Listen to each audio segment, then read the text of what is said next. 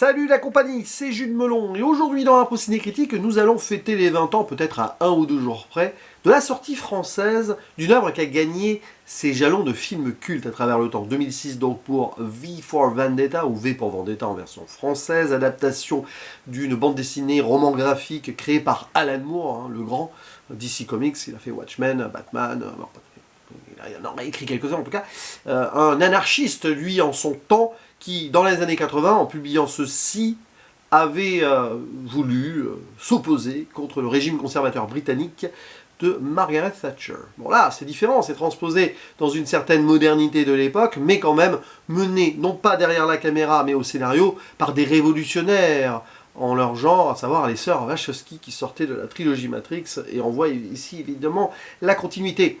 Mais elles ont confié la réalisation à un certain James McTeague, un Australien qui avait été un de leurs assistants sur le tournage des Matrix. Il a fait d'autres films que je n'ai pas vus, donc je ne jugerai pas sa filmographie en tant que telle. Au casting, derrière le masque de V, avec sa verve exceptionnelle, nous avons Hugo Weaving, qui était l'agent Smith, évidemment, dans la trilogie Matrix. Pour le rôle féminin principal, Nathalie Portman, une protagoniste qui va opérer un vrai changement ici au contact de ce révolutionnaire mystérieux vengeur. Pour quelques arcanes du pouvoir fasciste donc dépeints dans cette dystopie-là, nous avons quelques acteurs marquants britanniques, évidemment, pour la plupart. Stephen Ray qui joue un enquêteur, Stephen Fry qui joue le présentateur d'une émission télé, mais qui cache peut-être quelque chose. Tim Pigott-Smith pour le chef de la sûreté, le bras armé si vous voulez. Il y a aussi Roger Allam, la voix. Voilà. Et pour le dictateur, le chancelier Adam Sutler, nous avons John Hurt, présenté comme une sorte de Big Brother derrière son écran la plupart du temps. C'est assez ironique, puisque John Hurt jouait Winston Smith, qui était, on va dire, le personnage lambda qui allait devenir l'opposant au système dans la version cinéma de 1984 du film, du roman 1984. Oui, 1984, en 1984, le roman de George Orwell, lui, étant publié à la fin des années 40. La plus grande dystopie de l'histoire, probablement. Évidemment qu'il y a des apparentés là, mais il y en avait probablement aussi dans une BD que je n'ai pas lue, je préfère le préciser. Voilà, d'autres prestations aussi qu'on pourrait citer, mais ouais, une apparition rapide de Eddie Marsan, tiens, que vous reconnaissez sûrement. Et une histoire qui se déroule donc dans un futur proche de l'époque. Alors un autre futur proche que la BD, mais peut-être que c'est plus ou moins de nos jours. C'est très difficile à... Il n'y a pas de date précise vers des années 2020-2030, donc on y est peut-être. Mais est-ce que ça prédit pour autant l'avenir? On a failli y passer avec le Covid, parce que là c'est une histoire de régime totalitaire certes, mais suite à un gros problème de virus. Bon, je reviendrai en détail sur certaines choses dans des zones spoilers inévitables, évidemment, je préfère vous prévenir d'avance, regardez déjà le timecode. Bref, donc régime de voilà, très, on va dire, autoritaire, si ce n'est pas fasciste, bien sûr que ça l'est, dans un monde un peu de chaos, qui a survécu à une forme de chaos, mais qui reste encore très problématique. Le Royaume-Uni n'est plus vraiment le Royaume-Uni, si vous voulez, mais c'est une sorte d'évolution de celui-ci, comme dans 1984, avec un drapeau qui change, sur fond noir, ça en dit long. Et un beau jour, un homme masqué, avec le masque de Guy Fawkes, qui avait mené en 1605 la fameuse conspiration des poudres, libération du peuple, bon, va intervenir, mystérieusement faire exploser un des endroits ancestraux de l'ancien pouvoir britannique. Je crois que c'est la cour criminelle de justice, si je ne me trompe plus, le Old Bailey, voilà, et apparaître sur l'écran en piratant le système, faire un grand discours pour essayer d'éveiller les consciences. Ce discours que j'ai utilisé souvent, et encore cette année, dans un cours sur la dystopie, fiction et réalité avec mes classes de première. Alors, s'il y en a qui passent par ici, que ce soit des élèves du passé ou d'aujourd'hui, ne soyez pas surpris, il fallait un jour que j'en parle en vidéo, fatalement. Et il va essayer donc de sortir la population de cette apathie, de cette peur consentie face à un ordre, évidemment. Ils ont vendu un peu leur âme, indirectement ou directement. C'est un film faustien aussi, de certaines manières, même que c'est cité. Bon, il y a d'autres références littéraires, je ne vais pas forcément toutes les faire. Et parmi ces gens-là, il y en a une qui travaille à la télé, la chaîne unique du pouvoir, le personnage de Evie, joué par Nathalie Portman. Et Evie va rencontrer Vi. Et donc, je ne vais pas vous faire une allitération en V comme le grand monologue quand elle le rencontre pour la première fois. Il va la sauver. Parce qu'avec couvre-feu, mais il voulait abuser d'elle, les membres du pouvoir, les flics là. Et il va la retrouver, la ramener, plus tard, il va la retrouver dans ce moment où il va pirater le système, et elle va l'aider. elle va l'aider à s'échapper. Incroyable. Comme ça, pulsion. Mais on comprend par rapport à son passé qu'il y a quelque chose de latent. Vi va la récupérer et il va garder Ivy pendant plusieurs temps en attendant de continuer sa vengeance. Il va s'en prendre à plusieurs membres du pouvoir avant de promettre donc au peuple peut-être une libération ultime 1 an après sa prise de parole nationale pour un autre 5 septembre qu'on n'oubliera jamais. Never forgot. Bon, alors c'est la 3e fois que je vois le film seulement, parce que outre les extraits que j'ai pu faire étudier, mais c'est certainement une découverte que j'ai pas faite au cinéma. C'est intéressant de le revoir maintenant, un peu moins de 20 ans après quand même, parce que j'ai dû le voir il y a 18 ans grosso modo. C'est passionnant, c'est un film d'une générosité exceptionnelle et avec le cœur et l'émotion, mais aussi l'envie de libération des sœurs Wachowski. Rien que pour ça, c'est très très bien. Et la réalisation en soi est wachowskienne. Je ne suis pas en train de dire que James McTeague est un faiseur, un yes man, donc des deux sœurs. C'est juste qu'il a un petit peu collaboré avec. Il a été assistant réalisateur, il y a peut-être de ces idées dans Matrix qui sont là, on ne sait pas trop, vous voyez, ça peut tourner. Mais bon, c'est un peu, voilà, c'est un film d'action. C'est un film de super-héros, même si c'est la Warner qui produit, mais il y a quand même quelque chose d'héroïque en soi, l'héroïsme du peuple. Quand bien même cet homme masqué semble totalement indestructible et invincible. Ou alors, il a l'air d'avoir une force surhumaine. Tout ceci sera plus ou moins expliqué, hein. Je vais pas tarder à la sortir, hein, la zone spoiler. Par contre, voilà, revoir ça, c'est passionnant, c'est un très bon film. J'y vois peut-être quelques manques de subtilité, on va dire, de l'époque des années 2000. Et alors, de ce que j'ai compris, c'est assez différent du bouquin, enfin du bouquin, oui, vous m'avez compris, quoi. L'Allemand n'a pas trop aimé cette adaptation, lui qui était très anarchiste, donc de cette époque-là. Et là, c'est beaucoup plus, bon, c'est libérateur, c'est populaire, c'est moins radical. Et c'est vrai qu'à certains moments, tu sens qu'il y a un manque de radicalité, mais si ça peut manquer de subtilité aussi sur certains aspects visuels ou autres, là, il y a autre chose qui va marquer dans, oui, dans le côté évolution des personnages, quand bien même on rajoute peut-être un peu trop de mélo vers la fin, mais j'y reviendrai. Ce qui est passionnant, c'est thématiquement, bon, c'est dystopique et tout y passe. Référence, en veux-tu, en voilà, bien sûr. En 1984 aussi, Fahrenheit 451, parce qu'on brûle des trucs ou on interdit certaines choses. Le meilleur des mondes vite fait dans le conditionnement du peuple, mais bon, le conditionnement du peuple, de toute façon, vous le trouvez dans beaucoup de dystopies. Là, c'est plutôt proche quand même de Big Brother, etc., etc. Avec cette idée aussi, peut-être, qui a inspiré des théories du complot, et d'ailleurs le masque de base dans la BD, là, le masque Guy Fawkes, tout ça, a aussi été récupéré par le groupe des Anonymous, hein, qui a été créé 2-3 ans, je crois, avant la sortie du film. Tout est lié, voilà. Mais dans cette idée de progression, je trouve que c'est super bien écrit, et la narration visuelle suit très très bien, avec un jeu de langage exceptionnel. Alors, réécriture ou pas du roman graphique de la BD, je ne sais pas. Bon, quelques allitérations en V, on y va. Hugo Weaving, magistral. C'est un grand acteur, on le sent là dans sa verve là, comme je le disais plus ou moins en intro. Ça vaut le coup. Et derrière le masque, on ne sait pas si c'est tout le temps lui dans les scènes d'action, bien sûr il a dû être doublé, mais dans la voix, etc. Bon, comme c'est un maître du déguisement aussi, on va repérer plus facilement d'ailleurs, parce que j'ai essayé de voir en VF ce que ça donne. Juste par curiosité, bon la VO et tout, on reconnaît la voix d'Hugo Weaving. C'est marrant parce que Theodore Atkin, qui est un des doubleurs principaux de Hugo Weaving, varie des trucs. Voilà, c'est assez amusant, mais bon, on n'est pas dupe non plus. Même, on n'est jamais vraiment dupe dans ce film si on fait attention aux détails. Et le plus passionnant derrière, c'est cette relation qui va peut-être trop évoluer, mais bon, peu importe, avec Ivy, qui est son reflet miroir. Il y a beaucoup d'effets de miroir dans le film, alors rien que le prénom, Ivy, c'est amusant parce que Vi et Ivy, le E, le I de Ivy, donc c'est la 5e lettre de l'alphabet, le Vi c'est la 5e en partant de la fin. Donc de toute façon, on est là. Et le but de Vi, avec cette subtilité quand même révolutionnaire qu'il a, donc ça déconstruit une radicalité du roman graphique, mais ça en construit une autre forme, ici plus cinématographique et même épique, dans un certain sens, c'est qu'il a un plan, plusieurs plans même, qui sont passionnants. C'est-à-dire que son but, lui, c'est de réveiller les gens. Et va aussi essayer de réveiller la conscience d'Ivy, et va se rendre compte que celle-ci a quelque chose en elle qui fait qu'elle ne demande qu'à être libérée. Mais l'idée, c'est qu'il va l'aider, il va lui donner les clés pour qu'elle se libère elle-même. Hein. Voilà. Et ça marche très bien. Alors, on peut comprendre le rapprochement des deux personnages. Alors, ils se séparent, ils se retrouvent et tout.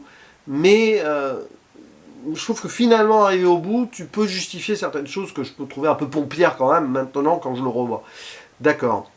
Et après, évidemment, il y a toutes ces arcanes-là de cette dictature fasciste, et on comprend très vite que de toute façon, en tirant les ficelles, ils ont un peu créé le chaos d'eux-mêmes. Là, aucune surprise aussi. On va avoir des moments du passé. Il y a une scène même de manif, je me demande s'il n'y a pas des images d'archives à vérifier, j'en sais rien, pour expliquer aussi comment on en est arrivé là, et comment ce régime très autoritaire, devenu fasciste pleinement, a manipulé un peu les situations et a décidé de faire des purges. Alors évidemment, aussi des expériences et tout, on pense évidemment à la Seconde Guerre mondiale et tout, mais aussi de voir comment, et là c'est très Wachowskien, ce régime a décidé de supprimer toutes les différences libératrices et émancipatrices qui font aussi la richesse de l'humanité et de nos mondes. Et là, on peut y voir encore avec des échos de ce qui peut se passer dans certaines sociétés aujourd'hui. En gros, tout ce qui n'est pas white Christian là-dedans, parce que c'est un régime qui est très en lien avec la croyance, avec un virus qui porte même le nom de la Vierge Marie, avec un truc bizarre là-dessus, mais voilà, tout est opprimé, tout opposant.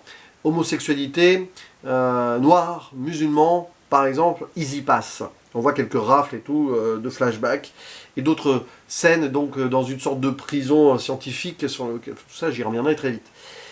Voilà, donc finalement, quand on pense à cela, alors bien sûr, vous pensez au virus, couvre-feu, j'imagine les personnes qui ont revu ça en 2020, ça a dû faire un certain effet. Voilà. Pour le reste, photographie impeccable, scène un petit peu d'action quand même, hein, qui tourne au super-héroïsme, c'est vrai, arrivé au bout, c'est même presque un peu Wachowskien, de toute façon, on y retrouve du Matrix, et comme je le dis, le réalisateur, il y a été, hein, il a fait partie de cela. L'importance de la musique et de l'art au sens large, bien sûr, avec des références à la 5e, 5, V. Pourquoi V, 5 aussi? Parce que le 5 novembre, la 5e symphonie de Beethoven, bon, plein de choses. Références littéraires, on cite du Shakespeare, c'est Faustien, j'en ai parlé. Je ne vais pas forcément faire toute une liste ici, en plus ça référence des dystopies qui ne sont pas directement cités dans le film, pour autant. Ça aurait été amusant finalement qu'on cite Orwell dans un truc qui se référence un petit peu à son œuvre. Et cette idée libératrice aussi, alors je voulais parler d'un truc que j'ai oublié, mais c'est pas grave, je suis très fatigué au moment où je fais cette vidéo, et puis de toute façon comme ça en impro ciné critique, c'est difficile de mettre toutes les choses ensemble. Oui, si, bien sûr, la référence, et on voit même une version, je crois que c'est un film des années 30, hein, référence au Comte de Monte Cristo, c'est un peu Edmond Dantès V, c'est-à-dire que voilà, hein, il vient avec sa vengeance. Mais bon, spoiler donc quand même pour 2-3 trucs, puisqu'on en est à l'origine de V. C'est vrai que, première fois que j'ai vu le film, j'étais encore un peu dans ces pièges-là à l'époque, je voulais savoir qu'il y avait derrière le masque, mais c'est idiot, et très vite de toute façon le film nous fait comprendre que c'est pas le masque qui est important, voilà. Peu importe la personne de chair derrière, la chair consumée ici, c'est les idées qui sont importantes. Et c'est vrai que c'est quelqu'un qui représente ces idées dormantes et qui ravive l'espoir chez des gens qui se sont laissés prendre. Moi, ça me touche beaucoup de voir ces citoyens qui regardent la télé en mode apathique et tout, qui vont se révéler eux-mêmes. Il y a une idée, par exemple, il y a un des personnages, donc présentateur, qui va se révéler lui-même. Il y a beaucoup de gens comme ça. Même l'enquêteur va aussi s'émanciper d'une certaine manière.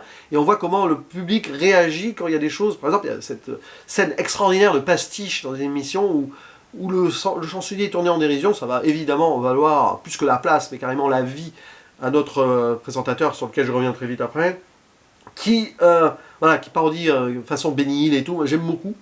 Et ce peuple-là qui regarde, qui va évoluer. Jusqu'au bout, hein, parce que ce peuple-là va apparaître derrière les masques à la fin. Et pas que ce peuple-là qui regarde, tout le peuple qui a été opprimé avant, même, ce sont des idées, ce sont des allégories, des gens qui ne sont plus là, qui reviennent et qui reprennent vie, si vous voulez, derrière les masques, dans cette mise en scène intéressante du final qui mélange fiction et réalité des choses. Et cette idée que donc, finalement, c'est un ancien prisonnier vie qui a subi des expériences par rapport à ce virus qui, pour faire simple, hein, a été créé pour être libéré sur la population afin que ce régime fasciste se mette en place. Terrible, voilà, possibilité de chaos, créer le chaos pour ensuite le calmer et endormir le peuple. C'est vrai que ça va très loin, dans une certaine mesure. Il a subi toutes ces expériences qui font ce qu'il est devenu. Un monstre, une créature presque de Frankenstein, hein, si vous voulez, qui va s'opposer à son créateur et à cette violence et cette souffrance qu'il a subie. On le voit, corps meurtri, donc s'il porte un masque, c'est pas non plus par choix, il porte des gants aussi. On voit si vous voulez, les mains cramées, etc. cette force-là qu'il devient cette vengeance de lui-même, mais aussi par exemple de celle qui était sa colocatrice de cellule, si vous voulez, dont on va raconter l'histoire là aussi en flashback de façon très étonnante. C'est très Wachowskien, bien sûr. Mais je vais revenir sur ce point après, je vais essayer de ne pas oublier des choses. Et cette idée qu'il est le libérateur, vengeur, et qu'il est devenu un super-héros, parce que ça lui a donné, il a résisté au virus, et ça lui a donné des pouvoirs et l'intelligence, et c'est cultivé, il représente cette force-là humaine, qui connaît les choses, qui ne va pas se laisser berner. Grande force hein, là-dessus, et derrière, avec ces idées-là, il porte toute l'humanité qui depuis s'est endormie, et qui a été terrassée par ces idéologies horribles. Alors, c'est là où ça manque de subtilité, c'est-à-dire que les personnages fascistes au truc, là, genre le chancelier et son bras armé, sont vraiment représentés comme des méchants pour être méchants, juste ils ont voulu le pouvoir pour le pouvoir. Bon, après, c'est un film aussi, qui ne dure que 2h12, hein, je crois, avec le générique. Vous pouvez pas aller aussi profondément que probablement là, le roman graphique, enfin, du coup, la BD en plusieurs tomes, a pu développer certaines choses. Et donc, j'aime bien aussi les évolutions de personnages. Donc Evie, frontalement, va apprendre à se libérer. Elle va subir ce que Winston a subi dans le roman 1984, enfermé, questionné, mais elle va résister. C'était une mise en scène de vie, mais ça, on s'en rend compte, parce que Hugo Weaving, on reconnaît sa voix. Mais le film ne fait pas trop de mystère là-dessus. Mise en scène intéressante sur les jeux d'ombre, pour masquer ce qui est en fait évident, mais du point de vue d'Evie, non. Si on se met à sa place, c'est pas si facile. Elle va résister, elle va gagner ainsi sa liberté elle-même. On lui laisse sa liberté, elle va avoir la liberté de revenir auprès de Vie. Et bon, une romance qui peut-être se construira à la fin, jusqu'au moment où il meurt, ça c'était pas forcément nécessaire en fait. C'est presque cringe, c'était pas la peine. Ce serait plutôt une figure paternelle qui l'a aidé, ou de grand frère, mais autrement, c'est pas Big Brother, que peut-être idéaliser une romance là, c'était pas trop nécessaire, je trouve. Mais bon. L'importance de l'amour chez les Wachowski, on comprend aussi cette idée-là, ça vient aussi de leur écriture. Et aussi le personnage donc, du présentateur télé là, de cette émission, la voix, enfin l'une des voix populaires et tout, qui cache, qui se ment à lui-même, qui cache pour survivre, qui cache son homosexualité. Il a aussi son petit bunker, comme le personnage de Vie, on fait des personnages parallèles, là encore, des effets miroirs, où il a un Coran, il a plein de trucs interdits. Et donc il cache son homosexualité, qui va révéler ça à Evie, et puis finalement, à un moment, il va se libérer, et il va tourner en dérision le chancelier, limite en sacrifice. C'est marrant, hein, ce personnage-là. Beaucoup de gens auraient pu imaginer que ce soit lui derrière le masque. À un moment, il fait cette blague. Bon, en fait, c'est moi, Vie, mais pas du tout. Tout ça parce qu'il fait les mêmes œufs, là, avec du beurre ou je sais pas quoi. Mais non, le film joue aussi, et plaisante sur l'idée qu'on va avoir une révélation, on ne l'aura pas, il n'y a pas besoin de révélation. Et donc, arrivé au bout, oui, 1 an après, il va réussir, Vie, à détruire donc le Parlement avec ce feu d'artifice final, avec sa musique de Tchaïkovski, je crois, hein, si je ne me trompe pas. Et Evie, elle est là. Alors il y a le parallèle du début, c'est un film d'écho et de miroir du début à la fin, comme aussi le miroir Evie d'ailleurs, Vie se libère du feu, elle à un moment elle va se libérer, après ces questionnements et tout là, elle va se libérer sous la pluie, elle d'ailleurs, à la fin le film rejoue par image, comme ça, composer des images du film. C'était peut-être pas nécessaire, mais on voit ici l'explosion visuelle avant l'explosion finale du feu d'artifice. Pourquoi pas? C'est là où c'est Wachowskien, c'est vraiment ça. Et cette libération, qu'il est devenu Edmond Dantès, oui, qu'il est plus qu'une idée. Il va devenir l'espoir après sa mort. Ce sacrifice ultime. Et le peuple est là, derrière le masque, donc, comme je le disais, peuple des gens qu'on a vus avant, peuple aussi des martyrs, qui reviennent presque à la vie ici, avec cette idée transformé en espoir et quelque chose de concret, puisque de toute façon, les membres du régime influent sont morts. Oui, c'est quand même une vengeance où il a tué. Hein, c'est un terroriste, Vie, mais face à ce fascisme-là, qui a utilisé même l'ultra-terrorisme à ses fins en créant le mal ne peut être vaincu que par le mal.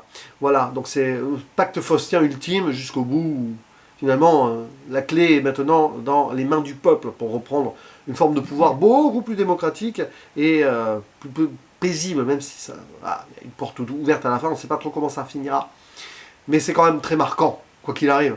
Je ferme la zone spoiler. Ouais, 20 ans après, V pour Vendetta, ça reste un fort bon film. Très bon film en soi, hein. Je peux chipoter et être chipoteux comme je l'ai été, évidemment, dans cette vidéo. Mais voilà, c'est ma vision très personnelle et viscérale d'un vidéo vivement véridique ici à son sujet. J'ai essayé de faire une allitération en V très foireuse, un petit peu en impro comme ça, mais c'est très difficile. D'ailleurs, même si, c'est un film qu'il faut voir en VO parce que très important pour pas mal de choses quand même, Mais la VF a tenté des trucs et a repris ce monologue d'allitération, pourquoi pas. Mais le problème c'est que dans la VO, il y a 55 occurrences de mots en V, 555 VV. Ah là là, non, la VS c'est 57. Malheureusement, on peut pas jouer avec les langues jusqu'au bout. Mais bon, on s'amuse quand même. Voilà, un bon film, très bon film. Voilà, je sais, alors sur Sens Critique, j'avais mis 8 sur 10. Je suis à deux doigts de le laisser. Je suis à deux doigts de le laisser parce que c'est quand même un geste émancipateur et libérateur avec plein d'espoir. C'est Wachowskien. Voilà, c'est du cinéma qui transcende. C'est du cinéma queer. C'est du cinéma qui libère, qui unit les peuples et qui donne de l'espoir. C'est important. Mais bon, il y a trop d'effets peut-être pour que je le laisse 8. Mais vous savez, les notes, on s'en fout. Je vais quand même mettre 7++. Juste parce que j'ai envie de chipoter, parce que c'est comme ça. Mais honnêtement et frontalement, film à voir ou à revoir. Si vous ne l'avez pas vu, foncez, c'est important. Peut-être un jour lire quand même la version d'Alan Moore. Ça sera forcément différent, mais ça sera aussi autrement passionnant, je pense. Allez, à vous la parole. Je pense qu'il y aura pas mal de choses à dire là en commentaire sur des trucs que j'ai survolés, hein, forcément, où j'ai pas été assez exhaustif, mais c'est normal, c'est un peu ciné-critique. Il y a beaucoup de choses à dire. Voilà. Que vous ayez aimé ou non, évidemment, cette proposition de cinéma. À vos petits doigts sur le clavier ou sur votre téléphone, et je vous dis à la prochaine. Ciao.